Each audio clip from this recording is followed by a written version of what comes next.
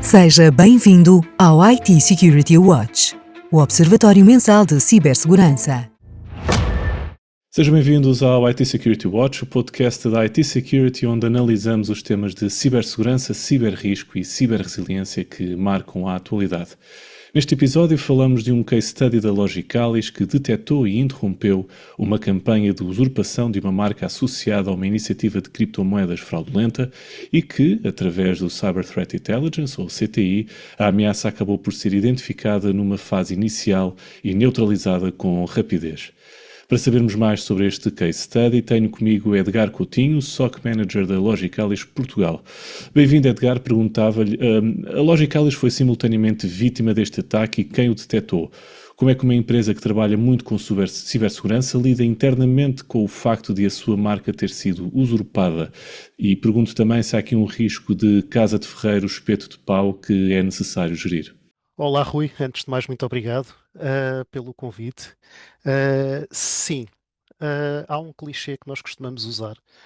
Eu, pelo menos, utilizo muito esta expressão quando vou a cliente, que é aquela ideia de há dois tipos de empresa. Aquela que já foi atacada e aquela que ainda não sabe. O caso da Logicalis não é exceção. Nós somos uma empresa, independentemente de trabalharmos com cibersegurança, estamos tão vulneráveis como qualquer outro, sendo que isto é também um pouco o foco daquilo que é a nossa conversa de hoje relativamente a Cyber Intelligence, porque na verdade os atacantes andam por aí. Tal como na rua, nos dias que correm, nada evita que um polícia seja atacado no exercício das suas funções por um criminoso. O mesmo acontece numa empresa de segurança, sendo que as empresas de segurança têm um risco acrescido, porque isto tem a ver com a psicologia do criminoso. E às vezes, quando nós tentamos passar aquela imagem do intocável que protege tudo e todos, na verdade somos os primeiros a ser o alvo, e sermos visados neste tipo de ataque. O sinal inicial foi uma keyword no HTML de um site externo. Para um CISO que está a ouvir este podcast, o que é que isso significa em termos de superfície de ataque?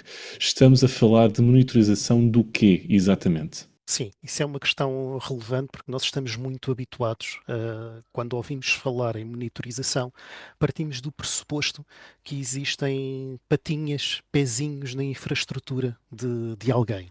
O objetivo da Cyber Threat Intelligence é justamente o oposto, é tentar colocar-nos na pele do atacante e tentarmos perceber. Imaginemos aqui uma campanha de phishing. O Rui quer preparar aqui uma campanha de phishing para desencadear contra o CFO da Logicalis. A primeira coisa que vai fazer é tentar adquirir um domínio que tenha um nome que seja apetecível, que tenha um nome que tenha algumas similaridades ou com a Logicalis ou com alguns dos seus parceiros, e a partir daí desencadear todo o ataque. Na ótica de um serviço de SOC, o que é que vai acontecer? Somente no dia em que o CFO clica no link ou recebe o e-mail é que digamos que a festa começa na ótica do analista de SOC. O objetivo da Cyber Threat Intelligence é posicionarmos um bocadinho antes e pensarmos como o atacante. Olha, foi registado um novo domínio muito parecido com o da Logicalis. Será que isto vai ser utilizado em alguma coisa? Olha, agora tenho aqui um MX Record que foi ativado para este mesmo domínio. Se calhar vão começar a enviar e-mails com este domínio. E a lógica é um bocadinho esta, é tentar antecipar o ataque, e no meio de várias coisas que as nossas feeds e que o nosso serviço promove, uma delas é sem dúvida a monitorização de keywords, não só na public, mas também na dark web. O que é que acontece? Isto pode ser uma pesquisa pelo brand name, pode ser uma pesquisa pelo nome do CEO da empresa, podem ser keywords que estão relacionadas. Por exemplo, no passado tive um cliente que me deu. ah, Tinha alguma exposição pública, digamos assim, e então havia uma naming convention muito específica que era utilizada na assinatura de contratos. Eles deram-nos essa branding convention, essa naming convention, e com isso nós criamos uma regex, uma expressão regular que fazia crawl em serviços web à procura daquele padrão específico. Neste caso, é Logicalis, é piloto sempre de todos os novos use cases do seu próprio serviço de CTI, do seu próprio serviço de SOC, e apareceu, e suscitou-nos a atenção aqui o Word Logicalis, que tinha aparecido no meio de um HTML de um site que por acaso ainda nem tinha absolutamente nada, era mesmo só o weather, e aparecia a referência Logicalis. O case study descreve um período de observação antes de agir que o Edgar também já referiu. Como é que se gera essa tensão entre monitorizar e intervir? Com muita paciência, muitas das vezes não só do nosso lado, mas também do lado dos nossos clientes. Curiosamente, eu tive um chefe quando era mais novo, chefe esse que por acaso agora até é meu cliente, porque o tempo depois passa, e ele dizia-me sempre o seguinte: eu uma vez fiz-lhe essa mesma questão. Como é que tu consegues estar tão calmo quando há incidentes operacionais, quebras de serviço? E ele dizia-me uma coisa muito interessante. Ele pegou naquele meme do cãozinho que está a beber café na sala a arder, do It's Fine, e ele dizia-me sempre: olha, ó Edgar, no dia em que tu vires o prédio todo a arder, com toda a gente a correr de um lado para o outro, de extintores na mão, aos gritos a dizer está tudo a arder, está tudo a arder, a última coisa que nós vamos precisar é de mais um a correr pelos corredores a dizer que está tudo a arder e com um extintor na mão. No caso da Cyber Threat Intelligence, há aqui uma questão muito particular. Nós não conseguimos fazer takedown a um site só porque ele diz Logicalis. Eu, no passado, tive um cliente, sem querer revelar nomes, mas vamos pensar no nome Logicalis. Algures no mundo havia uma empresa de canalizações que, na sua língua local, chamava-se Logicalis. Ora, eu não tenho legitimidade para mandar abaixo ou para solicitar um takedown a um site só porque ele diz Logicalis. Portanto, há aqui um período intermédio onde nós detectamos, efetivamente, mas não temos material para dizer que efetivamente é um alto risco. Então, o que nós fazemos é, temos aqui um período de análise e paciência, onde tentamos ir buscar mais informação, agregar o máximo de evidências possível, para que quando chega o momento, efetivamente, de agir, tenhamos toda a autoridade para o fazer. O takedown foi concluído em menos de 24 horas, mas há aqui uma dependência de terceiros, sejam plataformas, seja registros de domínios ou Telegram. Qual é a realidade desse processo? Porque na prática nem sempre corre assim. Claro que não. Claro que não. É muito fácil e eu vejo muito boa gente dizer que faz takedowns em menos de 2 horas. Sim, é verdade, isso é bonito, eu também consigo fazer. Quando estamos a falar em instituições que têm sede na Europa, quando estamos a falar em instituições que têm sede nos Estados Unidos, é muito fácil nós chegarmos a este tipo de entidades, quer seja um registrar, quer seja um ISP, e dizer: olha, daqui fala Edgar Coutinho, SOC Manager da Logicalis Portugal, on behalf de um determinado cliente, temos aqui as evidências e solicitamos o takedown. Nos dias que correm, cada vez mais nós temos ISPs e providers no Médio Oriente. Índia é uma dificuldade tremenda conseguir solicitar um takedown. Rússia, pelas razões que se sabem, cada vez mais é terra de ninguém e pura e simplesmente nem sequer há resposta. Ou seja, há aqui um conjunto de estados no mundo que, que nós habitualmente tendemos a pensar: este está no outro lado do mundo. Sim, é verdade. Mas no fim do dia também são providers tecnológicos e há muitas empresas que lá têm a sua sede e que pura e simplesmente não ligam nenhuma àquilo que nós solicitamos e àquilo que nós evidenciamos. Isto só é possível através de trabalho que é feito, e nós temos desenvolvido também esse processo. É um processo que não é tecnológico de todo, mas que tem a ver com o facto de encontrarmos também parceiros locais, com os quais consigamos estabelecer relações de confiança e que neste tipo de situações nós nos consigamos suportar neles para termos mais celeridade no processo de takedown. Este ataque não tocou em nenhum sistema interno. Para muitas organizações isso significa que está fora do radar do SOC. Como é que o CTI se posiciona relativamente às ferramentas tradicionais? É complementar ou está a preencher eventualmente até uma lacuna que um modelo atual de segurança simplesmente ignora? Eu diria que não preenche uma lacuna, porque o modelo atual de cibersegurança sabe que ele existe. Aliás, o próprio conceito de gestão de risco já parte do pressuposto que existem ameaças, que existem atores maliciosos. Agora, existe sem dúvida uma complementaridade na vertente de Cyber Threat Intelligence. No caso da Logicalis, nós vendemos este serviço, inclusivamente, não só como um add-on ao nosso próprio serviço de SOC, que também o temos, mas também o vendemos como um add-on para um cliente que já tenha o seu próprio SOC, num outro provider, e que pretenda apenas esta complementaridade. Isto porque eu gosto muito de utilizar o conceito da Cyber Kill Chain da Lockheed Martin. Ou seja, em todo e qualquer ataque de cibersegurança, existem um conjunto de passos que o atacante tem que garantir até ao momento em que efetivamente consegue comprometer uma infraestrutura. Agora, a grande questão é que o modelo de SOC, como existe, está muito desenhado na ótica de nós termos um CIEM, de estarmos a olhar para logs, de termos algumas detecções em serviços cloud, olharmos para a autenticação nos ambientes externos, e isso é tudo muito válido. Agora, o objetivo do CTI é ligeiramente diferente, é um posicionamento mais à esquerda da Cyber Kill Chain. É verdade que no dia em que nós tivermos uma tentativa de intrusão, os alertas vão disparar, o SOC vai ter noção disso, mas o objetivo do CTI é posicionar-se antes.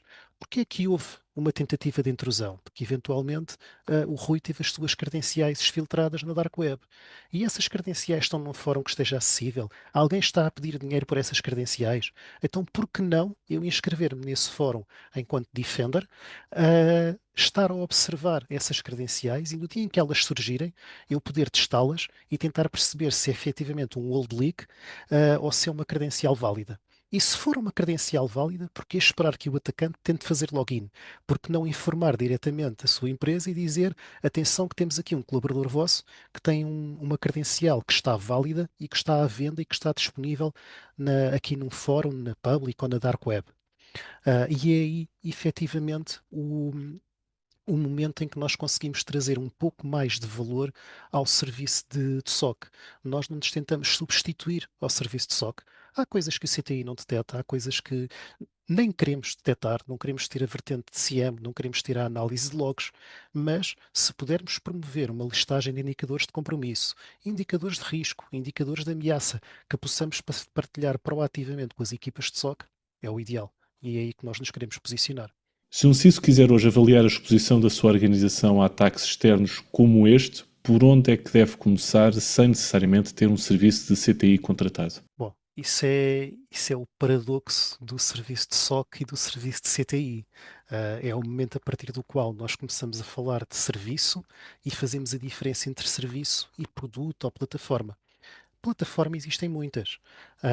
E qualquer CISO hoje em dia já pode aceder a uma panóplia de serviços online, uns open source, outros pagos, onde pode efetivamente pesquisar por credenciais ligadas, pode pesquisar por domínios muito semelhantes ao seu. Estou-me a recordar, por exemplo, do DNS Twister. É uma plataforma bastante conhecida, é uma das feeds que nós utilizamos no nosso serviço, complementada com outras, naturalmente, mas é uma das feeds que nós usamos, que está constantemente em atualização relativamente à criação de novos domínios. Portanto, todo e qualquer CISO ou toda e qualquer equipa de segurança pode subscrever uma destas plataformas, colocar o nome da sua brand nessa plataforma em monitorização, e se houver alguma alteração ou alguma utilização, é notificado. O que é que nós temos também percebido ao longo do tempo? É que existem tantas plataformas e elas são todas tão complementares entre si. Eu já cheguei ao ponto de estar a utilizar três plataformas diferentes para monitorização de domínios ou para identificação de credenciais ligadas, hum, e o indicador de risco surge somente numa delas. Ou seja, obriga-nos a estar a monitorizar as três. Um, e é aí um bocadinho, é aqui que faz um bocadinho a diferença entre termos um serviço contratado ou não. Receber 1 milhão de credenciais no Excel e agora é problema do CISO, ou ter uma equipa que faz essa triagem, analisa e só encaminha, só abre efetivamente um incidente com aquilo que importa.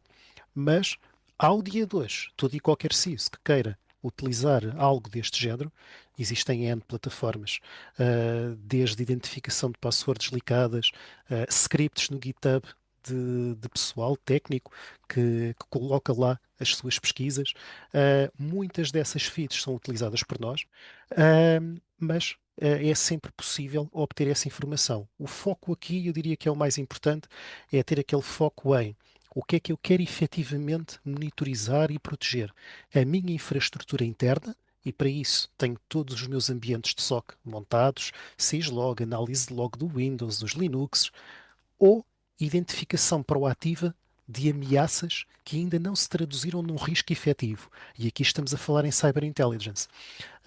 Mas sim, é perfeitamente possível e existem várias plataformas, inclusivamente open source, que dão este tipo de informação. Edgar, o caso foi resolvido e a minha última pergunta é o que é que a Logicalis aprendeu internamente com isto? Se eventualmente mudou alguma coisa nos próprios processos? Mudar muda sempre.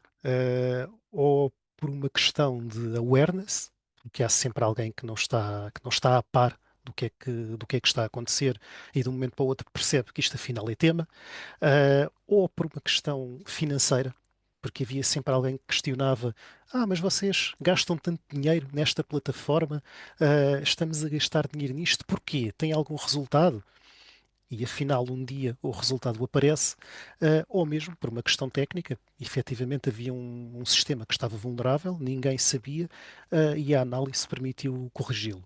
Uh, eu não consigo dizer que tenhamos alterado em muito o processo que estava desenhado, por uma razão. Nós identificamos a ameaça, conseguimos contê-la. Portanto, para além do awareness inerente a todo o processo que possa ter sido feito, não alterou em muito o processo. O que eu posso dizer é que o nosso serviço de CTI assenta numa lógica de gestão dos seus incidentes, que está muito passo a passo ligada ao sistema de SOC. Ou seja, existe um ciclo de vida do próprio incidente, tal como existe num SOC.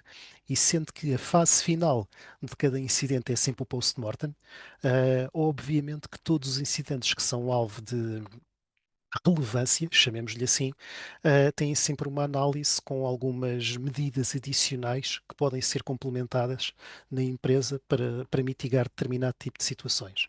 Em todo o caso, nós temos a sorte, lá está, enquanto há entidades que ainda se debatem por conseguir ter um orçamento para cyber intelligence, e é sempre um pau de dois bicos, e eu digo isto muito aos meus clientes. Um serviço de cyber intelligence é o mesmo que nós termos o seguro contra todos os riscos no nosso carro. Eu posso estar 5 anos e nunca bater com o carro e estou a pagar o seguro. É justo? Se calhar não é, mas no dia em que me baterem no carro, se calhar vou agradecer. Mas felizmente nós, por sermos uma empresa de segurança, não temos esta realidade, mas é sempre uma aprendizagem, é sempre mais um vetor de ataque que nós encontramos. Esta, efetivamente, nunca tínhamos identificado. Utilizarem um nome de uma empresa para uma campanha de criptomoeda, sendo que, pelo que percebemos, a razão era única e exclusivamente o facto de a Logicalis ser uma marca muito conhecida e muito reputada em determinado mercado. Edgar, obrigado pela sua disponibilidade e visão sobre este case study. O IT Security Watch volta em breve para mais um episódio com um novo tema. Até à próxima.